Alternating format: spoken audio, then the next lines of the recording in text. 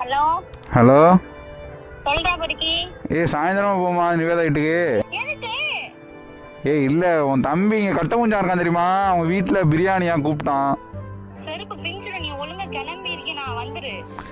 கிளம்பிட்டியா? ஆமா. சரி வீட்டிலே இரு வரேன். வேற கஷ்டத்துல இருக்காடா, நான் போய் தான் ஆகணும். என் பெஸ்டி உங்களுக்கே தெரியும், என் பெஸ்டி அவங்க வீட்டில் சண்டை போட்டு கோச்சிட்டு வந்துட்டான்னு. அவளை கொண்டு இப்போ நான் திருத்திருப்பி நிவேதா வீட்டில் கொண்டு விட போகிறாங்க. எங்கள் வீட்டில் தங்க வைக்கலாங்க, பட்டு பார்க்குறவங்க தப்பாக பேசுவாங்க. எங்களுக்கு தெரியும் நாங்கள் ஃப்ரெண்டுன்னு, ஆனால் மித்தவங்க ஒரு பொண்ணு வந்து நிற்கிறான் அப்படின்னு சொல்லுவாங்க பக்கத்தில். ஸோ அவர் நிவேதா வீட்டில் விட்டுட்டு நான் நாளைக்கு காலைல போய் பிக்கப் பண்ணிப்போம். போயிட்டு உங்கள் அக்காவை கூப்பிட்டா. என்ன தாண்டி உனக்கு பிரச்சனை? வா உங்கள் வீட்டில் கொண்ட ஒரு நிவேதா வீட்டுக்கு போக வேணாவா? வீட்டில் சண்டை போட்டுட்டு என்னடி இப்படி பண்ணுற?